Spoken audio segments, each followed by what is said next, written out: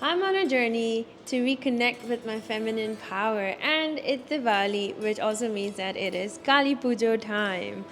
I felt really called to talk about her energy because I was feeling it so strongly on the 31st. And what better way to really embrace the divine feminine than talking about the divine feminine herself, Ma Kali? Now, while the rest of India is celebrating Diwali, the eastern side of India, which is West Bengal, Odisha, and Assam, also celebrates Kali Maa. So, Diwali, really, the whole symbolism of it is you're celebrating light over darkness.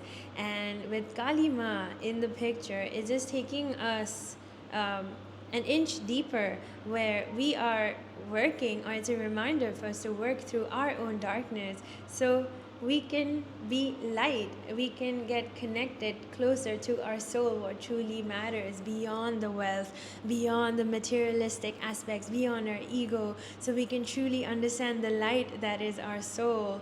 And that's why we celebrate Kali Maa. It's a way for us to really remind ourselves of what our intention and our goal should really be, which is connecting with our soul and being the highest possible version that we can be for our soul's evolution.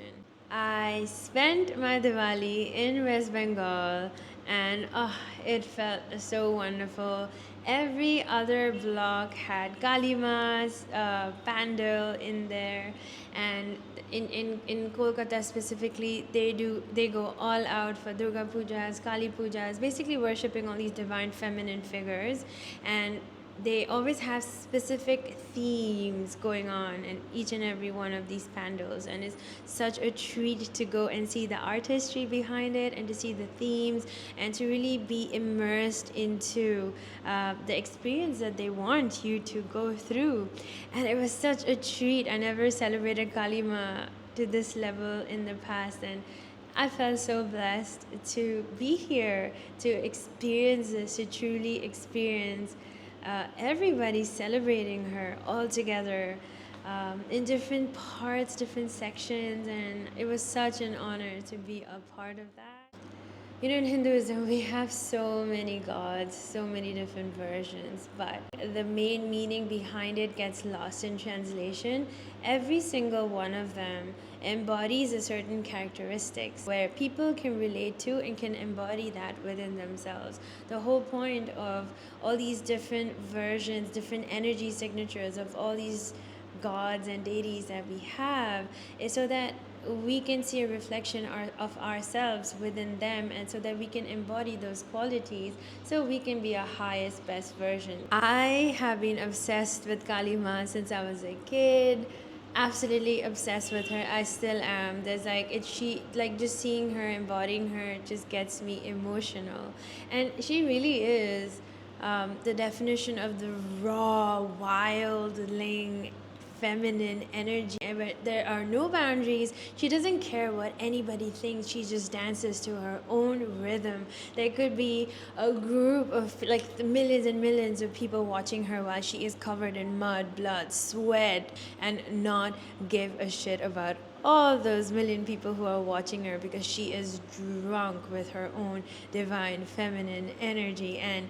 I love that. I love that signature of her energy, and oh, it's powerful. And that's one of the reasons why I wanted to make this video, to honor that, because I think a lot of us are really feminine in our rawest form of self-expression, where literally there are no boundaries and you could be a mess, but oh, you just feel so freaking divine.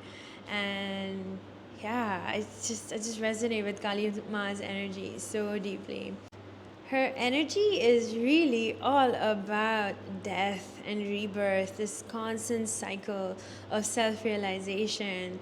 The more we unveil parts of our ego that is not working for us, the more parts of ourselves are dying. And then we're being born again. And it's like this whole energy of impermanence that she symbolizes. Kali Maa's weapons are powerful symbols, each carrying a unique spiritual meaning related to her role as a goddess of transformation and liberation. Kali's sword is a symbol of wisdom. It symbolizes cutting through the illusions and attachments that keep us bound to our ego, cutting away what no longer serves us to make space for our spiritual growth. Then we have the demon's head, the severed head of a demon, which is sometimes a head representing ego or ignorance, symbolizes the victory over our ego and the destruction of limiting beliefs and attachments.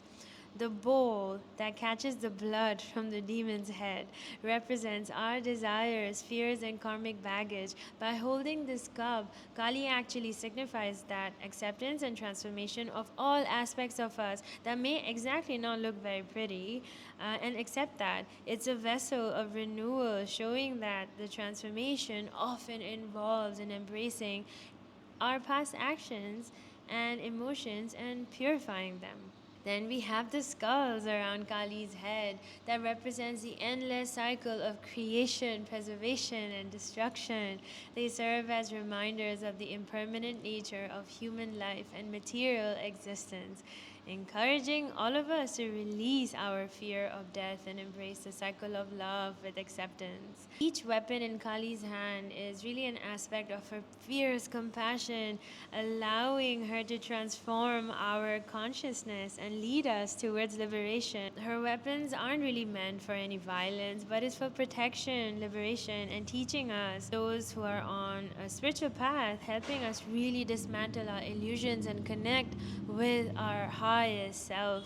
She is such a beautiful symbolism of really embracing our darkness and really putting in the work in all our shadows and rise above that and understand everything is so impermanent, and rise above that and rise above our egos so that we can truly understand our truest nature, so we can truly be the best, highest versions that we can be, that is kinder to people, that's nicer to people, that's kinder to ourselves, that's not painting our reality with a certain perception that is dark, with a perception that is so tainted with the baggage that we are all carrying around and so heavily tied with our egos. It's all about letting go of that baggage so we can really see the world for what it truly is, which is pure beauty. Oh my gosh, pure beauty. And she is a symbolism of getting rid of whatever is no longer serving you so you can truly cherish and learn to see the beauty in the mundane. You can clearly see with the description of what the weapons really mean. Every single one of these weapons is a way for us to reflect on a different aspect of ourselves. So really, all these deities, all these idols, all these energies that we have, that we really worship, is actually worshiping certain qualities that we want to embody within us. Now, I find the timing so beautiful that I got the chance to really experience alongside Durga Maa, which was a couple weeks ago, now experiencing Kali Maa's divine feminine energy to embody something within me so I can be connected to my feminine energy. Yeah, I hope you like this video. I hope you got a better understanding of the energetics of Kali Maa.